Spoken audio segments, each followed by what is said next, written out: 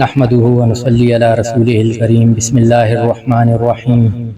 اللهم صل على محمد وعلى آل محمد كما صليت على إبراهيم وعلى آل إبراهيم إنك حميد مجيد اللهم بارك على محمد وعلى آل محمد كما باركت على إبراهيم وعلى آل إبراهيم إنك حميد مجيد۔ آج ہمارا پہلا موضوع ہے ولادت کے وقت شیطان کا حاضر ہونا۔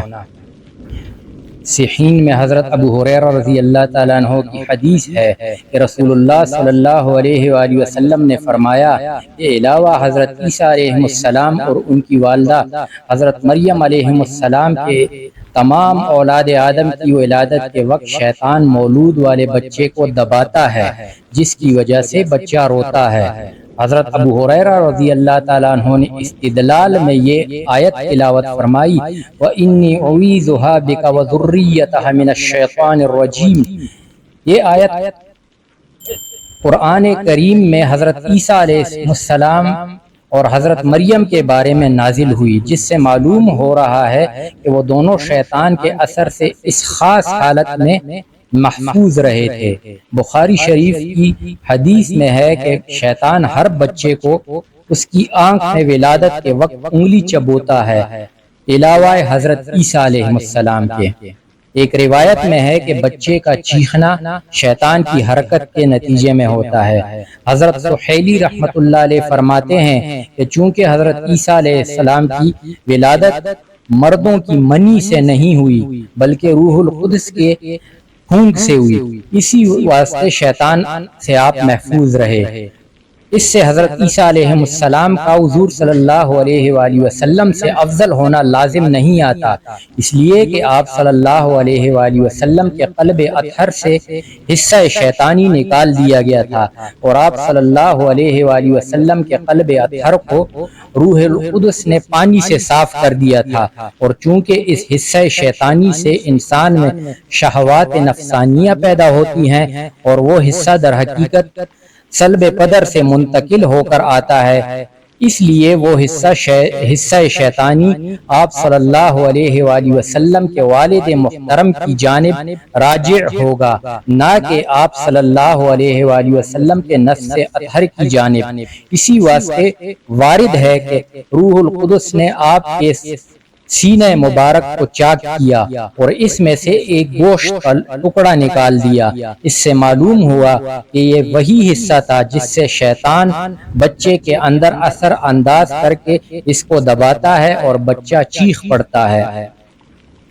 ترمذی شریف میں حضرت عبداللہ ابن مسعود رضی اللہ تعالیٰ عنہ کی روایت ہے کہ رسول اللہ صلی اللہ علیہ وآلہ وسلم نے فرمایا کہ شیطان بھی انسان کے اندر اثر رکھتا ہے اور فرشتہ بھی انسان کے اندر اثر رکھتا ہے۔ شیطان برائی کا حکم کرتا ہے اور جھوٹ کا حکم کرتا ہے، اور فرشتہ اچھائی کا حکم کرتا ہے اور سچائی کا حکم دیتا ہے۔ پس اگر اچھائی کا خیال پیدا ہو تو سمجھو کہ یہ اللہ کی جانب سے ہے اور اللہ کی تعریف کرو، اور اگر برائی کا وسوسہ پیدا ہو تو سمجھو کہ شیطان کی طرف سے ہے، اللہ سے پناہ مانگو۔ پھر آپ صلی اللہ علیہ وآلہ وسلم نے یہ آیت کریمہ تلاوت فرمائی الشیطان یعدکم الفقر ویأمرکم بالفحشاء،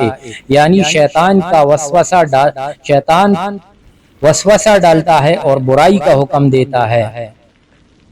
صحیح کی حدیث میں ہے کہ نبی کریم صلی اللہ علیہ وآلہ وسلم نے فرمایا شیطان انسان کے جسم میں خون کی طرح سرایت کرتا ہے۔ ابن عمر رضی اللہ تعالیٰ عنہ فرماتے ہیں کہ ہم شیطان سے کس طرح نجات پا سکتے ہیں جبکہ وہ ہمارے خون میں سرایت کرتا ہے۔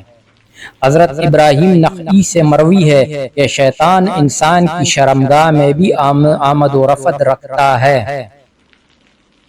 صحیح میں حضرت جابر رضی اللہ تعالیٰ عنہ سے مروی ہے کہ آپ صلی اللہ علیہ وآلہ وسلم نے فرمایا جب رات شروع ہو تو اپنے بچوں کو روک لو، کیونکہ اس وقت شیاطین منتشر ہو جاتے ہیں، اور جب رات کا کچھ حصہ گزر جائے تو ان کو چھوڑ دو اور اللہ کا نام لے کر دروازہ بند کر لو اور اللہ کا نام لے کر برتن ڈھک دو، اگر ان پر کوئی معمولی ہی چیز رکھنی ہو، اور سوتے وقت چراغ بجھا دیا کرو۔ حضرت حسن رحمت اللہ علیہ سے مروی ہے کہ نبی کریم صلی اللہ علیہ وآلہ وسلم نے فرمایا کہ کبوتروں کو پنجرے میں بند کر کے گھر میں رکھا کرو، اس سے شیطان تمہارے بچوں کو نہیں چھیڑ سکتا۔ حضرت امام احمد بن حنبل رحمت اللہ علیہ فرماتے ہیں کہ پالتو کبوتر اور پرندے اپنے گھروں میں رکھنا کوئی حرج نہیں، مگر کھیل کی نیت سے پالنا ناپسندیدہ عمل ہے۔ حضرت ابو حازم رحمت اللہ علیہ فرماتے ہیں کہ جس گھر میں کوئی بستر لگا ہوتا ہے اور اس پر کوئی نہیں سوتا تو شیطان اس پر سوتا ہے۔ اس کا مطلب یہ ہے کہ جب بغیر بسم اللہ پڑھے بستر بچھایا جائے اور کھانا وغیرہ ہر چیز جس پر اللہ کا نام نہیں لیا جاتا تو شیطان اس میں تصرف کرتا ہے، یا تو اس کو ختم ہی کر دیتا ہے جیسا کہ کھانا وغیرہ، یا اس سے نفع اندوزی حاصل کرتا ہے۔ حضرت عبداللہ بن احمد رحمت اللہ علیہ فرماتے ہیں کہ میرے والد گرامی سردی اور گرمی میں ہر موسم میں نصف النہار میں قیلولہ کرتے تھے، اور مجھ کو بھی اپنے ساتھ قیلولہ کرنے کا حکم فرمایا کرتے تھے، اور فرماتے تھے کہ حضرت عمر بن خطاب رضی اللہ تعالیٰ عنہ نے فرمایا کہ دوپہر کو سویا کرو کیونکہ شیطان دوپہر کو نہیں سوتا۔